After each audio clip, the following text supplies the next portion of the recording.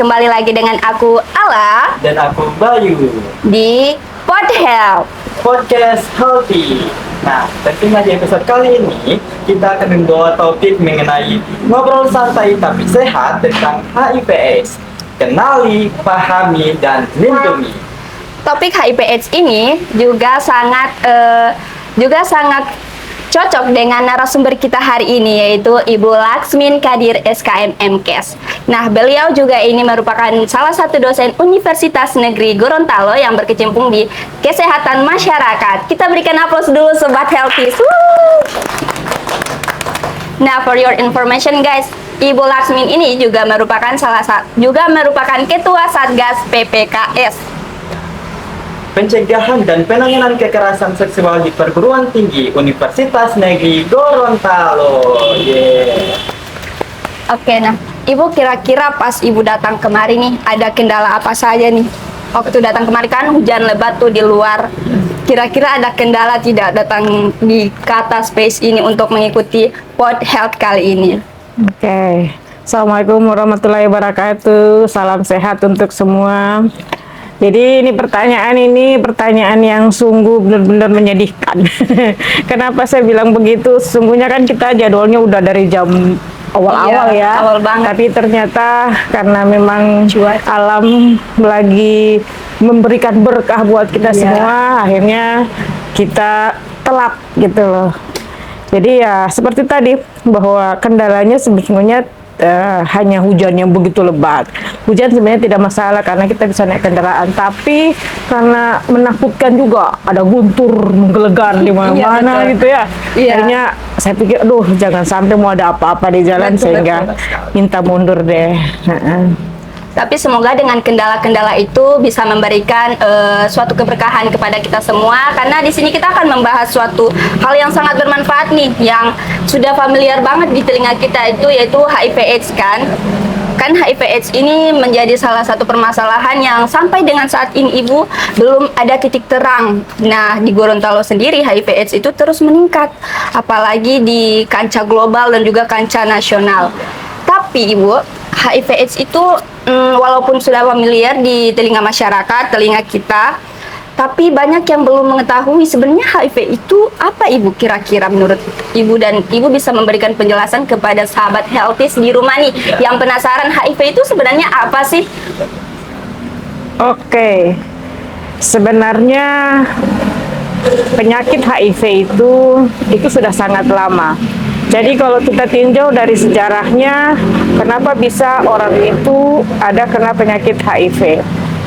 Namanya penyakit-penyakit yang disebabkan oleh mikroorganisme. Di antara penyakit-penyakit yang ada itu, virus itu adalah salah satu makhluk hidup yang sangat seksi bagi saya.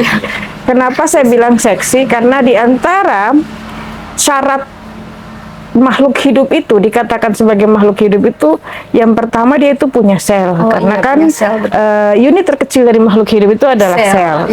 Tapi ternyata virus itu loh tidak punya sel. Jadi tidak ya. Jadi virus itu tidak punya sel, sehingga untuk mendeteksinya itu dia memang sungguh harus membutuhkan waktu yang panjang.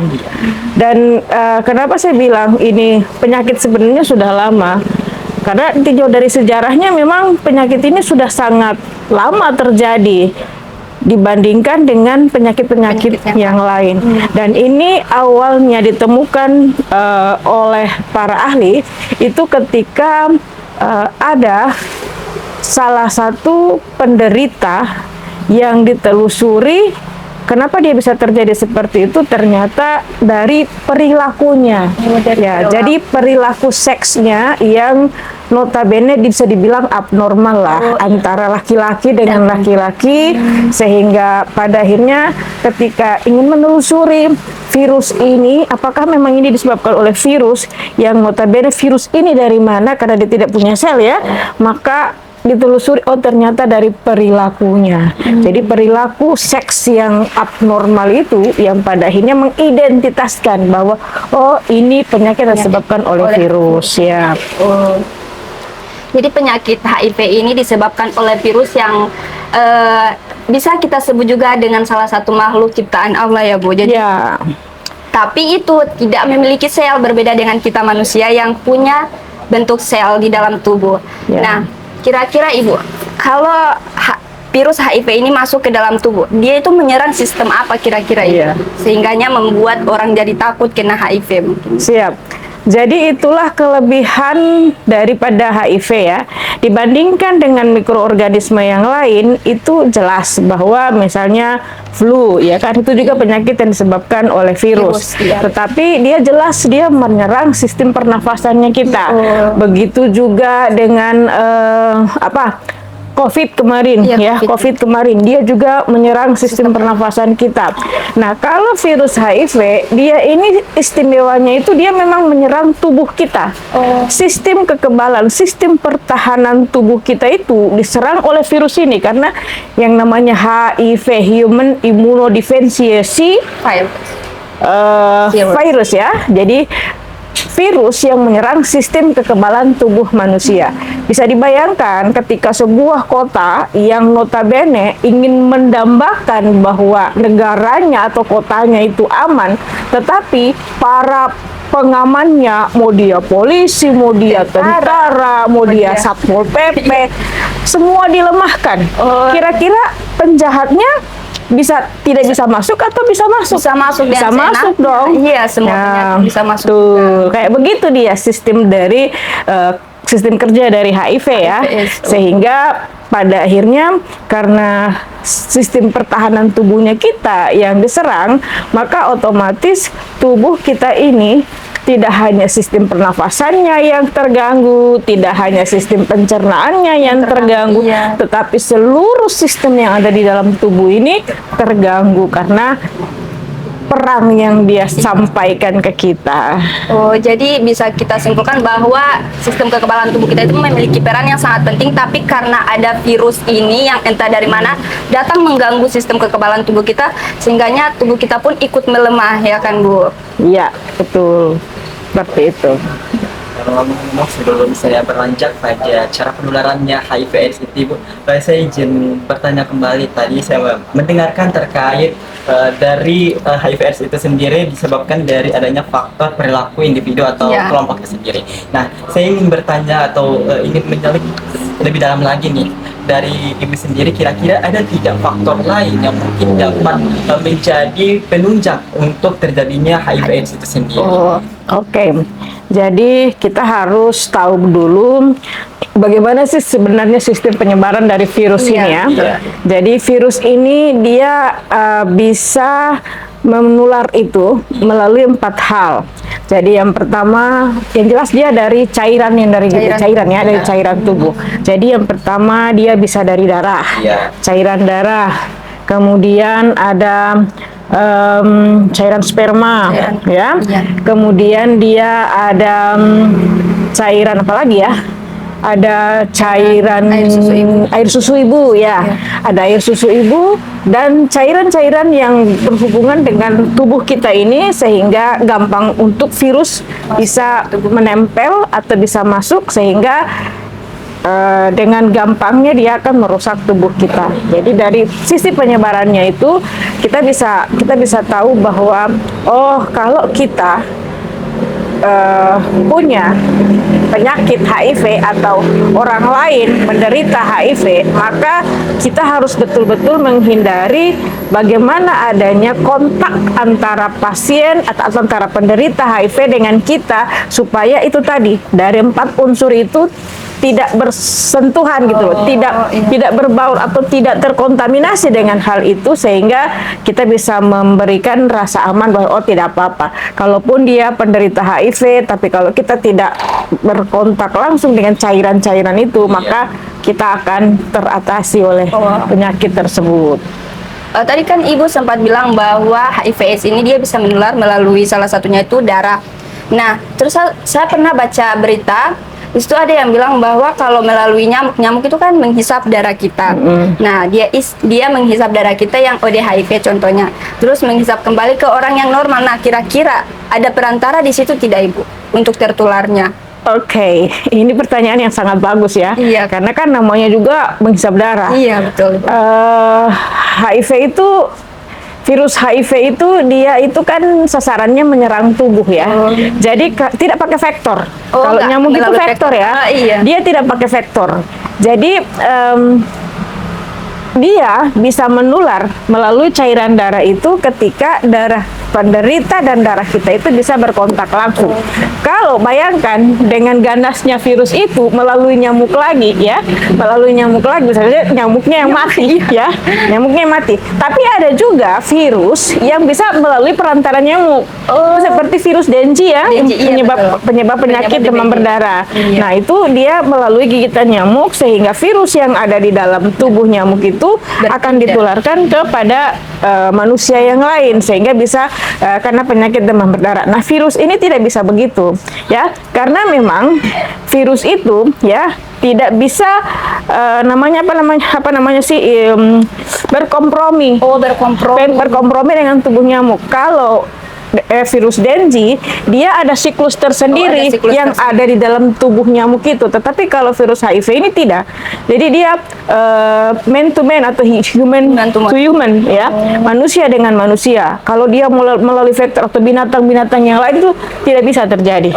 Ya, seperti itu. Nah, jadi sahabat Healthies, HIV/AIDS ini tidak bisa menular melalui berbagai vektor. Dia hanya bisa menular melalui human to human. Jadi kalau ada nyamuk, kalian tidak usah perlu takut, kecuali nyamuk itu membawa virus yang namanya virus Dengue. Betul kan? Ya, Ibu? kira-kira begitu. Iya, kira-kira seperti itu ya sahabat Healthies. Iya, benar sekali. Nah, saya ingin bertanya kembali lagi, Ibu. Nah, saya sempat mendengar berita terkait dengan cara penularan HIV/AIDS ini bisa saja tertular melalui kontak langsung atau bahkan melalui dengan alat makan dan lain sebagainya. Nah, Iya. saya ingin meminta pendapat lebih dalam lagi dari Ibu. Kira-kira bagaimana terkait dengan hal itu, pandangan atau argumen dari teman-teman rekan-rekan yang ada di rumah khususnya? Iya. Iya. Kan ada yang bilang bahwa jangan berdekatan dengan dia, jangan makan menggunakan alat yang sama. Iya. Karena pernah ada juga kasus ibu di Kota Gorontalo tepatnya. Itu saya lihat di TikTok, salah satu restoran makan itu pegawainya katanya ODHIV. Terus banyak komentar yang ngehe, dia bilang mereka bilang, "Ih, jangan makan di tempat itu karena takutnya tertular." Nah, kira-kira ibu bisa berikan pencerahan kepada teman-teman di rumah agar tidak takut lagi untuk berdekatan dengan ODHIV. Oke, ini pertanyaan yang sangat bagus juga ya. Jadi virus itu sesungguhnya dia tidak bisa bertahan di luar tubuh ya, tidak bisa bertahan lama di luar tubuh. Jadi dia harus membutuhkan, misalnya kalau seandainya kita bilang bahwa dia itu dari alat makannya kita, sehingga kita harus hindari jangan makan pakai alat makannya dia. Itu tidak mungkin, itu impossible. Kenapa? Impossible banget. Karena memang selama cairan-cairan itu tidak ada di alat makannya itu, maka otomatis kan virus itu tidak bisa berkembang, virus itu tidak bisa hidup. Dia membutuhkan inang, ya kan? Iya. Itu namanya inang. Inang itu tempat dia menempel, ya tempat dia menempel. Apakah sendok, piring, gelas itu adalah inang? Oh, bukan. Kan itu impossible. Iya, Itu impossible banget. pikiran-pikiran yang seharusnya diluruskan ini Iya, ya, betul. karena memang tidak akan terinfeksi orang-orang yang cuma dari makan. Terkecuali ada beberapa perilaku, misalnya kita bisa kalau kayak laki-laki ya, pakai cukur-cukur nih, cukur-cukur otomatis kan darahnya Ada itu darah, bisa ya. saja singgah di situ. Selama darah itu dia masih hidup karena ada sel-sel di situ, maka selama itu virus itu bisa hidup. Oh, seperti Ya, itu ya, Ibu. ya. Kalau darah itu dia masih darah yang bisa hidup, yang sel-selnya masih ada, otomatis ketika virus masih ada di situ, maka kemungkinan dia akan terinfeksi itu tetap ada. Ada. Oh, ya, tetap seperti ada. Sehingga yang namanya terkontaminasi dengan darahnya para penderita itu memang potensi untuk dia tertular itu sangat besar. Seperti itu. Jadi jangan yang pakai gelas ini ketika dia minum baru kita minum tertular, ya tidak begitu juga kali. Jaga-jaga tetap ada, tapi jangan sampai Ya. juga menjauhi ODHIV Ya, kan. Itu, nah. betul, karena bagaimanapun mereka juga butuh Iya, empati dari ya, kita. butuh pendampingan dan mereka butuh diakui sebagai manusia, Manusia, betul. sebagai orang yang punya hak untuk hidup. Iya, Ya. karena banyak sekali yang berseliweran di luar sana bahwa kalau kita berteman dengan ODHIV nantinya kita juga akan ikut tertular, padahal tidak. Ya. Itu kan Hanya saja bagaimana cara kita untuk merangkul mereka agar bisa menemukan cara terbaik pengobatan dan lain sebagainya. Nah, ngomong-ngomong pengobatan ini, Ibu, kan tidak mungkin satu penyakit itu tidak ada yang namanya obat untuk penyembuhan. Kira-kira untuk HIV/AIDS ini ada gak sih, Bu, Ya. obat yang bisa menyembuhkan ataupun menetralisir perkembangan dari virus tersebut? Oke. Jadi kalau bicara tentang pengobatan, sesungguhnya pengobatan terbaik itu dari bagaimana tubuh kita itu selama hidup itu punya sistem pertahanan yang bagus. Nah, tapi kadang memang virus ini, misinya di dalam tubuh kita itu kan dia memperbanyak diri, Iya. mereproduksi diri. Jadi semakin dia banyak di dalam tubuh, semakin dia punya kekuatan besar karena dia mencetak pasukan-pasukan untuk bagaimana caranya tubuh kita ini diserang oleh dia. Nah, sasaran utamanya itu kan adalah CD4 ya, CD4 ya. CD4.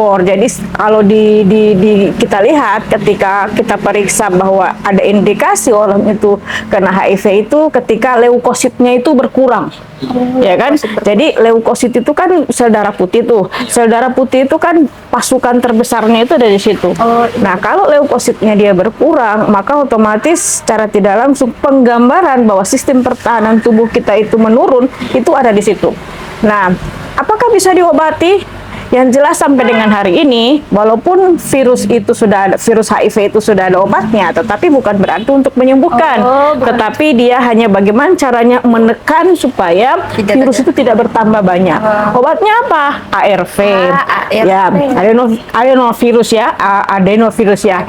Jadi ARV ini obat yang bisa membantu menekan jangan sampai virus itu semakin banyak dan semakin punya kemampuan untuk menyerang tubuh sehingga ketika penderita HIV itu mengkonsumsi ARV ya, maka itu bisa membantu dia bisa berumur panjang selayaknya orang yang hidup normal ya. Jadi selama dia mengkonsumsi itu, selama itu pula dia mampu menekan supaya virus itu tidak bisa melakukan aktivitasnya.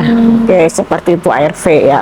Berarti ada cara untuk menekan supaya tidak terjadi perkembangbiakan dan keganasan dari virus tersebut. Betul. ARV.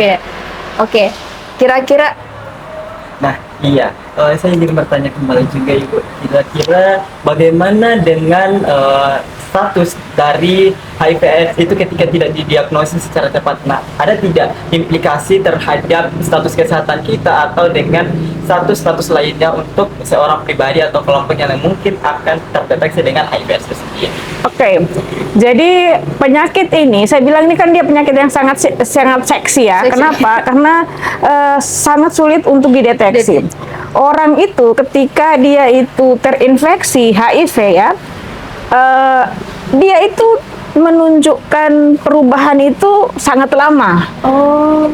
Penyakit yang bisa dirasakan oleh penderita orang yang terinfeksi virus HIV ya, itu penyakit-penyakit yang umum. Misalnya dia kena flu, dia sakit kepala, dia demam. Itu penyakit yang biasa karena dengan kondisi begitu orang kan tidak berpikir orang kira bahwa dia cuma kena flu biasa, dia cuma kena demam biasa. Tetapi kita tidak sadari bahwa ternyata itu adalah virus HIV karena memang ada momen yang memang dia itu sembuh lagi sehingga keberadaan status dari HIV itu jauh dari ekspektasi kita berpikir bahwa ada HIV dia ini. Tetapi yang harus diwaspadai ketika dengan perilaku dia yang dalam tanda kutip abnormal ya, maksudnya yang tidak seharusnya dia lakukan tetapi dia lakukan, maka itu harus dicurigai. Ya, itu harus dicurigai karena kalau kita bicara tentang bagaimana status HIV di dalam tubuh kita itu kan yang pertama itu kan dia di fase dia yang kita menderita infeksi ya, infeksi laten gitu ya. Jadi tubuh kita itu ya merasakan sakit-sakit itu, tetapi sakit yang dalam kondisi yang biasa-biasa saja. Biasanya itu dia ada itu 2 sampai 6 bulan itu, 2 sampai 6 bulan itu dia biasa-biasa saja, sakitnya cuma flu biasa, habis itu sembuh lagi, sariawan gitu sembuh lagi gitu kan, karena memang sistem kekebalan tubuh yang dia serang ke kita. Iya. Sehingga sariawan juga itu kan bagian dari ekspresi tubuh kita untuk menyampaikan bahwa kita lagi tidak baik-baik saja. Kemudian ketika dia dalam proses mengalami mutasi. Jadi virus itu dia mengalami mutasi dalam proses pengenalan tubuhnya seseorang penderita, dia itu mencari tahu ini siapa dia, karena kan pada dasarnya virus HIV itu dia masuk di dalam tubuh itu dia merubah RNA menjadi DNA, ya, RNA menjadi DNA. Jadi DNA-nya kita, RNA-nya kita itu dirubah menjadi DNA. Nah, DNA virus yang diciptakan di situ, yang diperbanyak di situ itu.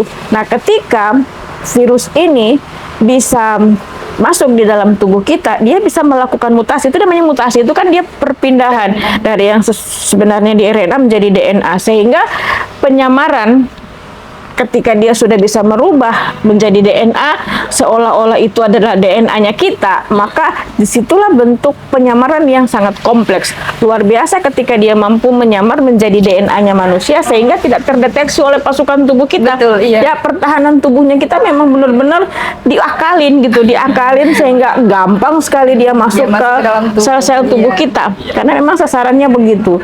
Nah, di situ itu, di proses-proses itu, maka lama-kelamaan ketika tanpa kita ketahui dengan masa inkubasi yang lama, karena kan kalau kita tahu semua bahwa masa inkubasi virus HIV itu dia sampai 10 tahun, sehingga dia bisa menampakkan identitasnya, saya adalah virus yang bisa menyerang semua orang gitu kan. Nah, di ketika dia mampu menampakkan diri, ya sudah telat karena dia sudah di AIDS. Nah, kalau awal-awal kita bisa tahu bahwa ini disebabkan oleh virus, karena kita bisa mendeteksinya ya, mengidentifikasinya dari pergaulan kita, dari perilaku yang tidak sehatnya kita, maka mungkin bisa langsung periksa apakah memang kita ada gangguan virus itu, sehingga bisa diobati secara dini dengan ARV. Oh, berarti Ibu ada masa inkubasinya sampai selama itu ya? Bahaya juga kalau kita tidak tahu bahwa dalam tubuh kita ini terdapat virus HIV.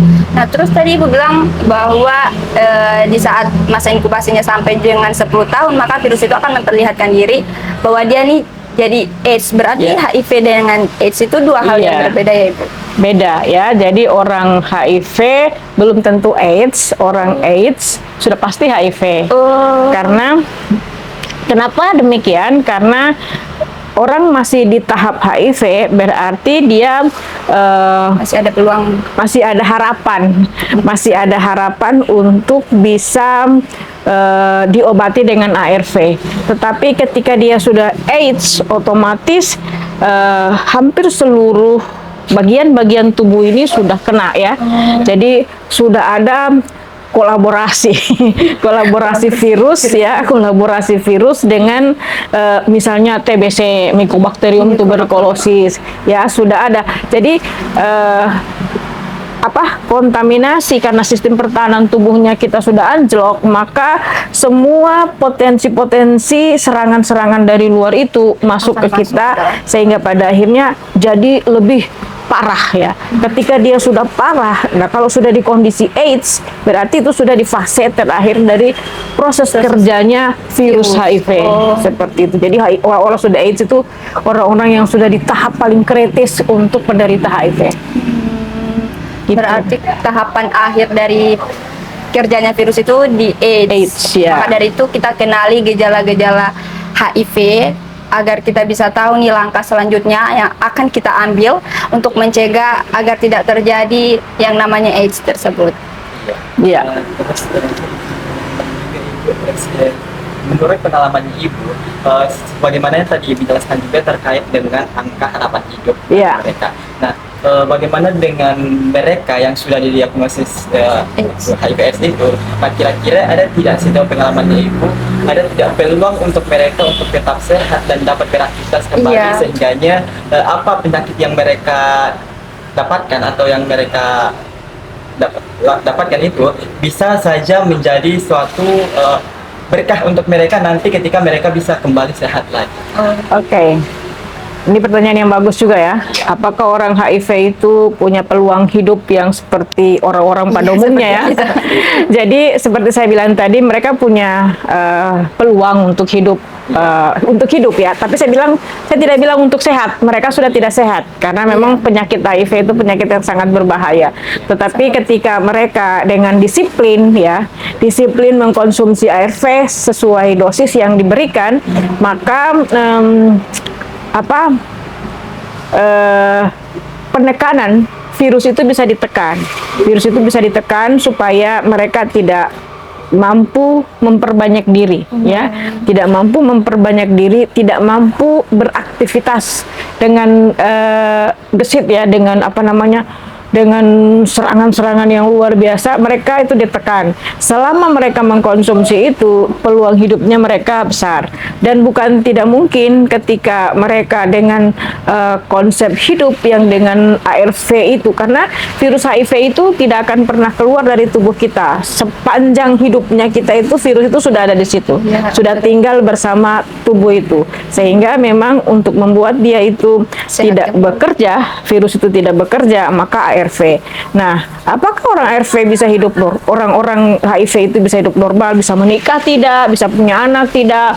Ya pastinya bisa dong, karena mereka juga punya hak hidup. Iya, punya hak Tetapi karena memang virus ini sudah ada di tubuh mereka, mau tidak mau mereka memang betul-betul harus mempertimbangkan sejauh mana saat-saat atau waktu-waktu yang dibutuhkan, ya, waktu-waktu yang dibutuhkan oleh penderita bisa melakukan hubungan gitu lah, hubungan seks misalnya ketika mereka ingin punya anak atau aman dalam berhubungan.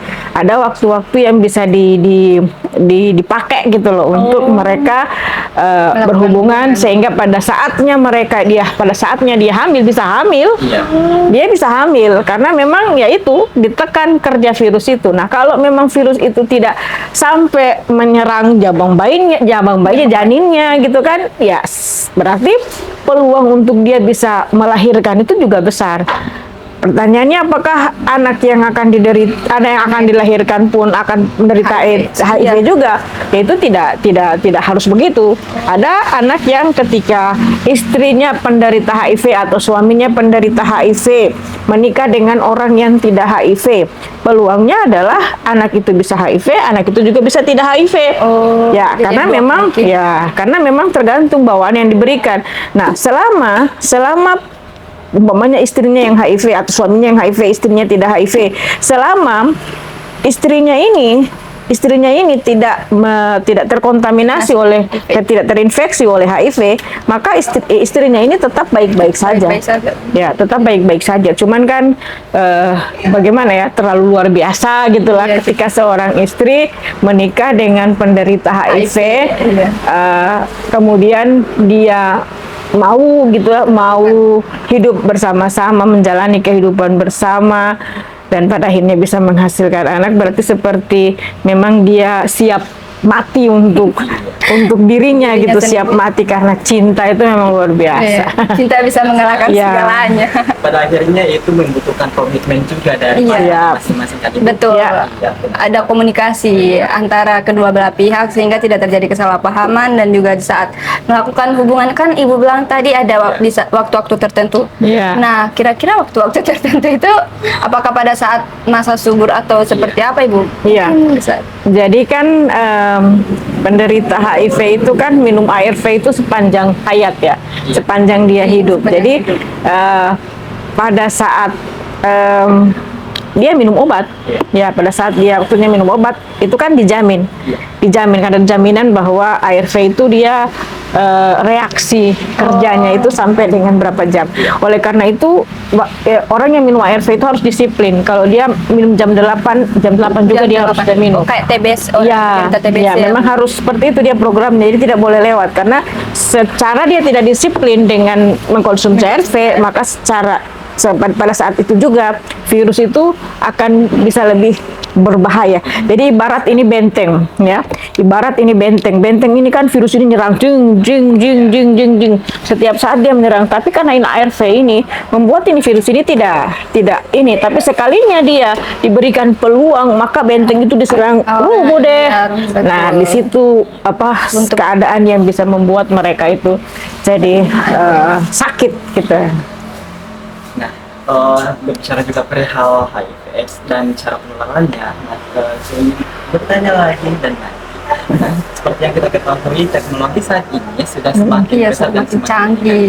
Nah, bahkan cara atau proses pengobatan dan penanganan HIV/AIDS ini juga pasti sudah pada meningkat. Iya, sudah. Saya ingin bertanya juga, kira-kira ada tidak proses pengobatan atau penanganan lain selain dari minum ARV. obat ARV ini? Karena mengingat ketika seseorang juga minum ARV ini yang dikhawatirkan akan menimbulkan efek atau overdosis dari si penderita HIV/AIDS. Oke, ini juga pertanyaan yang bagus ya, karena tanpa kita bisa tolak bahwa teknologi semakin hari semakin berkembang, semakin canggih ya. Tetapi sampai dengan hari ini belum ada teknologi atau obat lain yang bisa menjadi solusi buat virus HIV ini ya. Mau biasanya kan kayak kanker-kanker itu sudah ada teknologi yang bisa bantu kayak laser-laser atau kemo-kemo yang bisa bikin mereka supaya jaringan-jaringannya itu tidak ganas. Tetapi untuk virus HIV ini tidak ada. Virus itu kan bisa ditangani dengan vaksin ya. Iya betul, vaksin ya. Jadi selama ini ketika orang menderita penyakit dan penyebab dari penyakit itu adalah virus, maka yang jadi penanggulangannya itu dengan menciptakan vaksin. Vaksin itu kan virus yang dilemahkan atau yang virus yang sudah mati kemudian dimasukkan ke dalam tubuh kita, sehingga ketika ada virus yang masuk itu dia merasa bahwa ketika virus itu masuk ke dalam tubuh kita itu sudah kenal siapa dia, karena sudah ada virus sebelumnya yang masuk kepada kita sehingga bisa dikenali oleh tubuh bahwa dia adalah agen yang sangat berbahaya, yang bagaimana ceritanya supaya dia itu bisa dikenali oleh pasukan kekebalan tubuh dan ditangani. Nah, ketika ada virus yang masuk dan itu sama dengan virus yang dilemahkan, maka otomatis mereka sudah siap sedia ya. Nah, sampai dengan hari ini vaksin untuk virus HIV itu sendiri belum ditemukan ya, sehingga mau teknologi bagaimanapun belum mampu membuat virus ini menjadi mati atau ya keluar dari tubuh ini ya. Kan biasanya kalau orang tidak nyaman dalam tubuh kan dengan sendirinya dia keluar gitu kan, dengan sendirinya dia keluar, udah deh saya tidak mampu melawan dia, mendingan saya keluar cari aman. Ternyata virus ini tidak begitu, dia betah gitu loh hidup lama di dalam tubuh kita ini, sehingga dia menunggu sampai kita mati, itu yang luar biasa. Jadi cara yang terbaiknya itu yaitu mencegah sebelum sakit. Ya, betul. Daripada kita menunggu obat yang sampai dengan saat ini belum ditemukan, langkah baiknya itu dengan mencegah agar tidak terkena HIV. Nah, selanjutnya juga tentu dari orang atau penderita HIV ini tentu pasti mengalami stigma di lingkungan sosialnya seperti itu. Nah, saya ingin minta pendapat sejauh pengalamannya Ibu, kira-kira bagaimana cara kita sendiri sebagai individu untuk dapat merangkul teman-teman penderita HIV/AIDS ini juga, serta merangkul masyarakat sekitar untuk tidak terlalu mendiskriminasi atau membuat stigma itu lebih besar lagi terhadap lingkungan sekitar kita, sehingga hal itu juga tidak akan membuat sistem kekebalan tubuh dari si penderita itu semakin menurun. Ya, jadi seperti yang saya sampaikan tadi, dari mana kita bisa dapat HIV? Itu kan terindikasi dari perilakunya kita ya. Dari perilakunya kita yang hidup tidak sehat. Misalnya suka gonta-ganti pasangan, kemudian suka laki-laki dengan laki-laki, perempuan dengan perempuan, kemudian suka suka suntik-suntik, ya pakai tato, bisa pakai tato, kemudian pakai alat suntik yang tidak ganti-ganti ya. Jadi itu peluang-peluang itu masih ada, sehingga pada akhirnya ya dari perilaku-perilaku itu sebenarnya kita bisa mengambil gambaran bahwa ini punya potensi. Tetapi ketika kita ya sebagai orang yang sehat, apakah bisa bergaul dengan mereka? Nah. Sebenarnya bisa, apalagi kalau kayak kita ya sudah ngerti bahwa sistem penularan HIV itu tidak seperti yang orang-orang Iya, bilang. orang bayangkan. Nah, selama kita bisa menjaga itu, maka kita tidak akan terinfeksi. Teman kan kita itu kan prinsipnya mencegah lebih baik Iya, daripada betul. mengobati. Nah, yang paling penting di keadaan ini adalah ketika orang itu sudah menderita HIV, seharusnya mereka jujur. Yang paling banyak terjadi itu mereka tidak mau jujur. Iya, betul. Walaupun mereka berkeliaran ini, mereka tidak mau jujur padahal sudah mengkonsumsi ARV, tapi mereka tidak jujur. Mereka tidak ingin ketika mereka itu memberitahukan bahwa mereka adalah ODA, maka akan dijauhi oleh masyarakat, ya. Ada diskriminasi di situ, sehingga dari keadaan itu maka mereka tidak mau jujur. Nah, itu juga yang bahaya. Ya, kita sudah diedukasi bahwa tidak apa-apa bergaul dengan orang ODA, itu tidak apa-apa selama kita itu mampu menjaga Jaga batas. supaya tidak terkontaminasi dengan cairan-cairan tadi. Nah, itu kan peluangnya bisa kita berhubungan dengan dia, berinteraksi dengan dia. Cuman ya itu tadi, tergantung penderitanya, apakah dia jujur atau tidak. Iya. Selama dia tidak jujur, dan apalagi kalau dia berpikir bahwa kalau kita mati, Ngana juga harus mati, Betul. ya kan? Kalau kita Saya mati, bisa aku mati. juga harus mati. Kita orang harus sama-sama mati. Apalagi dengan pasangan-pasangan yang dia bisa goda gitu kan? Iya. Iya. Yang dia bisa goda, sudah itulah banyak orang-orang nakal penderita HIV. Kalau di luar negeri itu banyak orang-orang nakal. Biasanya mereka itu cairan spermanya ditaruh di tisu lah. Iya, betul. Ya kayak gitu kan, karena di luar negeri kan tidak pakai air. Iya. Mereka cuma pakai tisu untuk bersih-bersih gitu. Mereka sudah menyebarkan itu di fasilitas-fasilitas itu, sehingga orang-orang yang tidak bersalah pun kena. Begitu juga dengan ketika suntik-suntik itu, alat-alat suntik itu juga kan, orang-orang yang tidak bersalah itu kasihan bisa kena hanya gara-gara pikiran mereka, kalau saya mati mereka juga harus mati. Masa cuma saya yang menderita, kamu tidak? Itu kan proses penderitaannya juga kasihan sangat panjang. Otomatis pikiran negatif itu selalu ada. Ketidakjujuran mereka itu tuh jadi masalah. Iya, Gitu.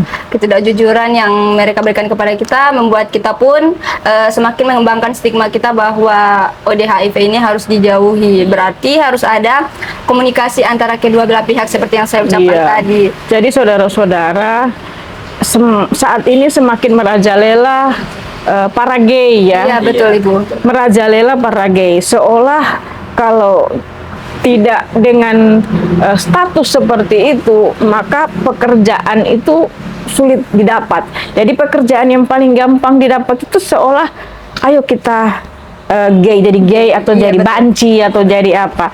Padahal mereka tidak tahu itu bagian dari penyakit ya, Iya, penyakit penyebab mental kan. Nah, dari sakit mentalnya itu mereka itu gampang saja dipengaruhi oleh hal-hal yang negatif yang tadi saya bilang mereka tidak sadari bahwa orang yang di lingkungan pergaulannya dia ini adalah penderita-penderita HIV. betul. Betul, seperti itu. Karena seperti data menjelaskan bahwa penyumbang terbesar HIV/AIDS itu adalah orang penyuka sesama jenis. Ya. Untuk itu kita jauhi perilaku-perilaku seperti Ya. itu. Nah, saya mau bertanya lagi Ibu. Nah, seperti yang saya ketahui, saya sempat membaca berita atau beberapa referensi dari jurnal. Saat ini sudah ada program dari pemerintah mengenai pembagian atau penyaluran bahkan distribusi dari kondom gratis. Nah, seperti yang kita ketahui bahwasanya masyarakat banyak yang mengatakan ada pro dan kontranya Ibu. Nah, pro-nya di situ masyarakat mendukung dengan adanya terkait tindakan untuk program tersebut, penyaluran distribusi kondom itu. Sedangkan kontranya di situ berarti banyak masyarakat yang berpendapat bahwasanya pemerintah menghalalkan Iya, segala cara untuk bahwasanya untuk seks bebas itu dapat dilakukan dimanapun dan kapanpun itu. Nah, saya ingin meminta pendapat dari Ibu bagaimana cara kita untuk mengubah pandangan teman-teman rekan-rekan yang ada di rumah khususnya untuk dapat mengarahkan lagi kepada teman-teman bahwasanya hal-hal program-program baik seperti itu tentu akan berdampak baik juga kepada kita dan masyarakat sekitar. Oke. Jadi bicara tentang kondom itu ya, kondom itu sebenarnya kan di alat kontrasepsi ya. Iya. Alat kontrasepsi yang dibuat dengan harapan bisa mencegah atau menunda Iya. kehamilan ya. Jadi biasanya itu dipakai atau diarahkan oleh pihak PKKBN ya, paling banyak ya, sosialisasi itu untuk bagaimana caranya supaya istri itu tidak punya banyak anak yang jarak umurnya itu dekat-dekatan gitu kan, karena bagaimanapun itu kan bisa memberikan pengaruh terhadap nilai-nilai kependudukan. Iya. Nah, sehingga kondom itu diarahkan atau diciptakan untuk membuat keadaan itu supaya tidak terjadi.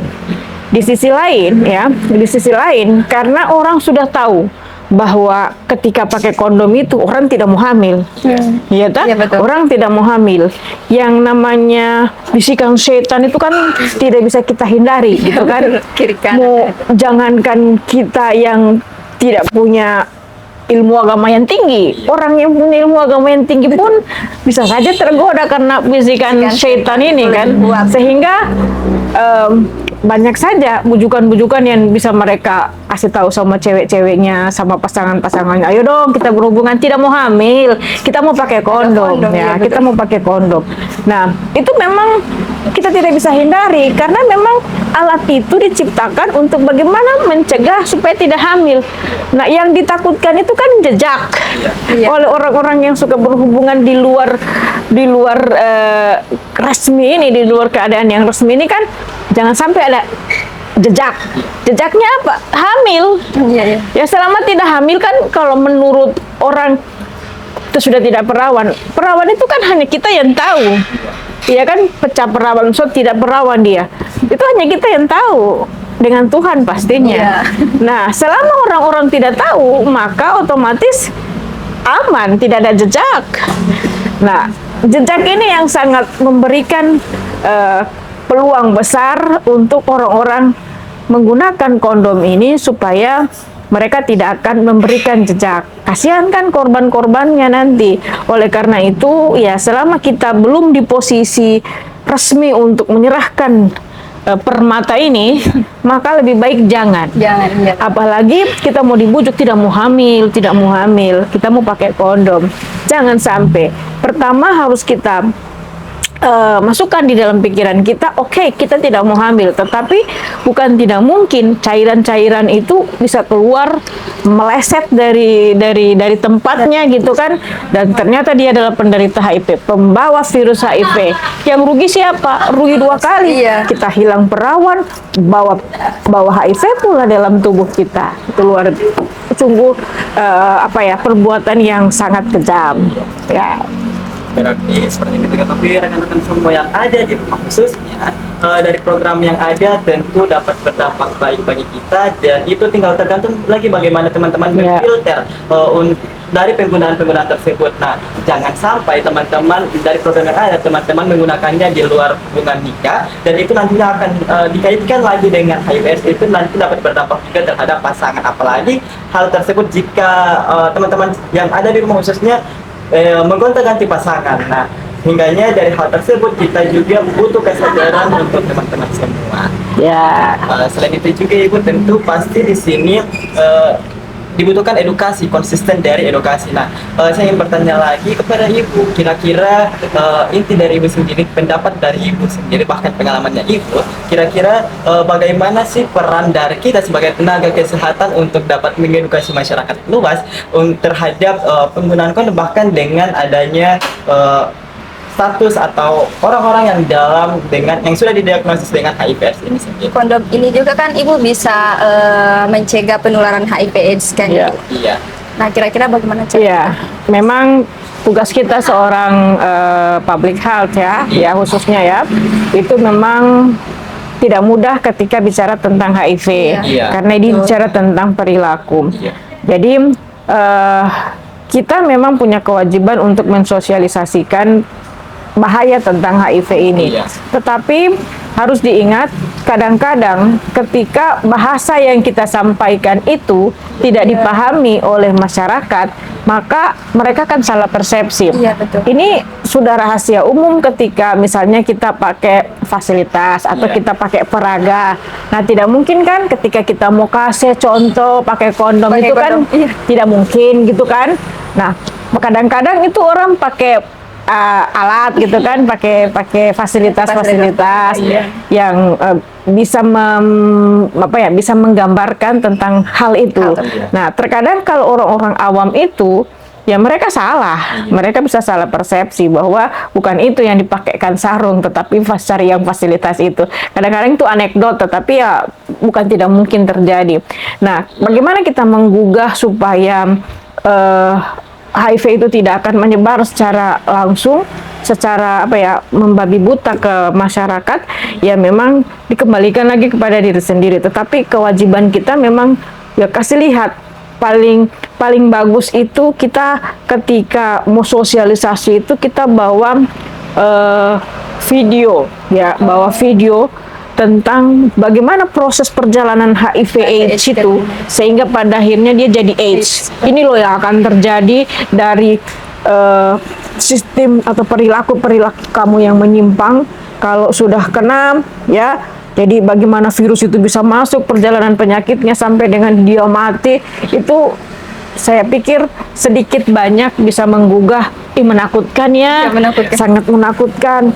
Jadi kalau itu sudah masuk di dalam pikiran dan hatinya mereka, mikir dua kali. Cuman itu tadi saya bilang, beda penyakit TBC dengan HIV, beda penyakit demam berdarah dengan HIV, karena memang HIV ini dia betul-betul berhubungan sekali dengan perilaku. Iya. Nah, namanya perilaku itu kan banyak faktornya yang mempengaruhi ya, karena dari otak ya kita berpikir, pikiran kita sehat, tapi hati kita mungkin memberontak. Iya. Ada hal-hal yang tidak sesuai dengan, kadang-kadang hati kita itu menolak gitu, tetapi pikiran kita Menerima. ini enak, Iya, ya kan, betul-betul. ini enak, kenapa harus ditolak, apalagi nih cowok ini ganteng banget. Dia tidak tahu bahwa ini laki-laki ini sudah banyak berhubungan di tempat-tempat seks, ya. yang lain. Memang sungguh membutuhkan apa istilahnya ya, pertimbangan yang luar biasa untuk mengidentifikasi orang-orang yang akan masuk ke kita. Ya, apalagi kalau seandainya seperti tadi saya bilang dia jahat, wajah manisnya itu wajah penipu, karena dia tahu dia sudah HIV, dia cari mangsa. Iya, betul. Itu kan bahaya.